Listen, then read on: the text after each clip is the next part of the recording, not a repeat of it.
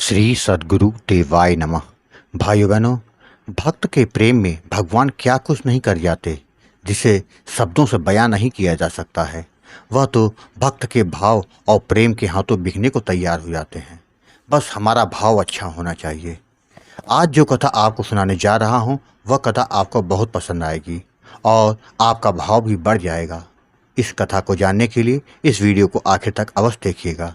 अगर आप ऐसी ही भक्तिपूर्वक कथाएं लगातार सुनना चाहते हैं तो अच्युत प्रभात यूट्यूब चैनल को सब्सक्राइब करके बेल आइकन अवश्य दबा दीजिएगा, जिससे नए वीडियो का नोटिफिकेशन हर तीसरे दिन आपको लगातार मिलते रहें। नई दिल्ली में रहने वाली रश्मि जी ने बताया कि उनके परिवार में एक बड़े से लड्डू गोपाल हैं जो कि पिछली 3 पीढ़ियों से हमारे घर में मौजूद हैं। लड्डू गोपाल की अद्भुत लीलाओं से हमारे घर वाले बहुत परिचित हैं, जिससे आप यह भी कह सकते हैं कि हमारे घर में लड्डू गोपाल जी की असीम कृपा है, जिससे घर में पवित्रता, भक्ति हमेशा मौजूद रहती है। वर्तमान में मेरे मैके में मेरी भाभी ही गोपाल जी की सेवा करती हैं। मेरे विवाह के बाद जब मैं ससुराल आई तो यहाँ का माहौल एकदम नॉर्मल था। यहाँ भगवान की भक्ति होती थी किंतु भाव किसी में नहीं था। मेरे ससुराल में मेरे सास ससुर पति देवर और एक नंद थी जिनका विवाह हो गया था। इतने सारे लोगों के रहते हुए भी मेरा मन नहीं लगता था। ऐसा लगता था किसी तरह अपने लड्डू गोपाल को ले आऊं, क्योंकि पहले मैके में मैं ही सब सेवा किया करती थी। उनसे बहुत ज़्यादा लगाव हो गया था। यह बात मैंने अपने पति से कही तो उन्होंने कहा, तुमको जो करना है करो, कल फिलहाल मथुरा जाना है, तैयारी कर लेना, क्योंकि मेरे पति के मामा जी मथुरा में रहते हैं। उनके यहाँ एक कार्यक्रम था जिसमें शामिल होने के लिए हमें बुलाया गया था। हम सभी गाड़ी से वहाँ पहुँच गए। वहाँ पहुँच के उनके कार्यक्रम में भाग लिया। वहाँ बहुत मज़ा आया।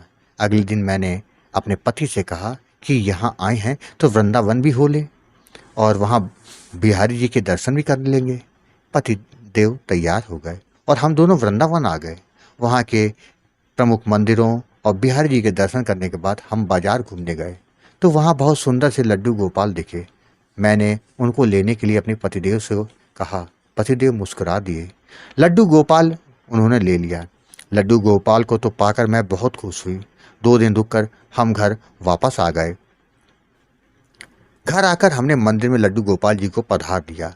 मेरी सास ने कोई विरोध नहीं किया। उस दिन से मैं पूरी तरह विधि विधान से उनकी सेवा करने लगी। मैं ही उनकी सेवा करती थी। बाकी घर के लोगों का वो भाव ही नहीं था, लेकिन उन्होंने कभी मना नहीं किया। मैं सुबह से शाम तक घर के कामकाज के साथ उनकी सेवा भी करती रहती थी। गोपाल जी से मैं अपने बेटे की तरह उनको देखती थी, ठीक उसी तरह उनका ख्याल भी रखती थी कि मेरे बेटे हैं। एक बात यह हुई कि जब से लड्डू गोपाल घर आए तो घर का वातावरण काफ़ी बदल गया था। घर के जिन लोगों का कोई भाव नहीं था वह भी रुचि लेने लगे। उनका भोग प्रसाद सब मांगने लगे। मैं एक बात यह भी बता दूं कि मुझे कई बार लड्डू गोपाल जी स्वप्न में दर्शन दे चुके हैं। वह मुझे हमेशा मैया कह के बुलाते थे। जब कभी कोई समस्या होती तो उसका निवारण वह कैसे भी कर दिया करते थे। गर्मी की छुट्टियां शुरू हुई। मेरी नंद अपने बच्चों के साथ घर आ गई। घर और भी भर गया। उनके 2 बच्चे थे, एक 5 साल का, एक 7 साल का। 5 साल का छोटा बेटा सोहन मुझे बहुत पसंद था। वो ज़्यादातर मेरे पास ही रहता था। एक दिन सोहन शाम के समय बाहर खेल रहा था, किंतु काफ़ी देर हो गई। जब वह घर नहीं आया तो मेरी नंद जब उसे बुलाने के लिए बाहर आई तो वह बाहर नहीं था। उन्होंने काफ़ी देर तक उसको ढूंढा, किंतु सोहन नहीं मिला।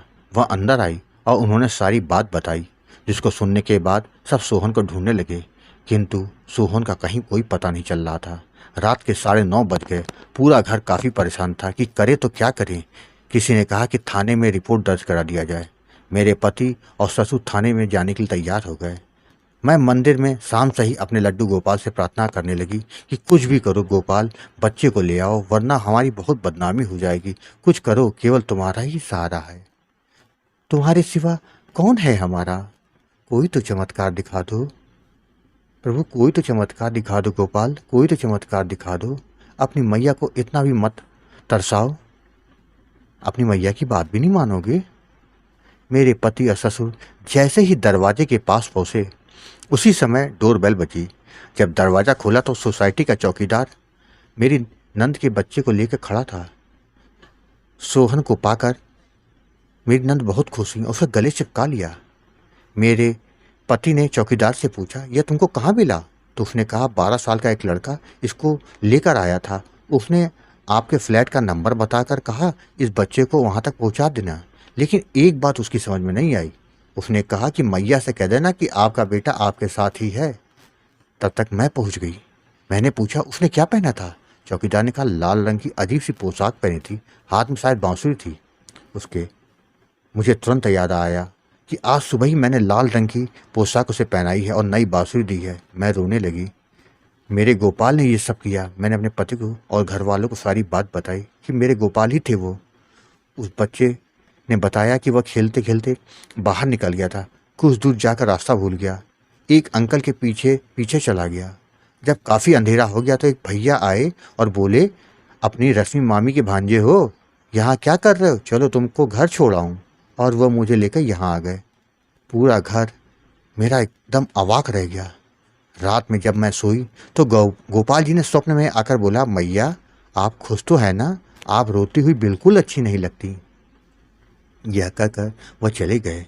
सुबह मैंने यह बात अपने परिवार के सभी सदस्यों को बताई। उस दिन के बाद से मेरे घर में सभी लोग गोपाल जी को बहुत मानने लगे। धूमधाम से गोपाल जी के सारे त्यौहार मनाने लगे। उनके लिए नए नए वस्त्र आने लगे, नए नए आभूषण आने लगे। बहुत सेवा होने लगी उस दिन के बाद से गोपाल जी की। भगवान का अपना मानकर तो देखिए आप लोग, फिर देखो कैसे जीवन में बाहर ला देते हैं। उनकी लीलाएं आप भी जान सकेंगे और भक्तिपूर्वक उनके करीब भी हो सकेंगे। भगवान की यह कथा आपको अगर पसंद आई हो तो कृपया करके कमेंट में राधे राधे लिखना मत भूलिएगा। अगर आपके पास भी बांके बिहारी, राधा नाम या वृंदावन से जुड़े अनुभव हो तो उसको मेरे ईमेल या व्हाट्सएप पर भेज सकते हैं, जिस पर वीडियो बनाकर अपने चैनल में अवश्य प्रस्तुत करूँगा। ईमेल का पता और व्हाट्सएप नंबर वीडियो को डिस्क्रिप्शन में दिए हुए हैं। राधे राधे।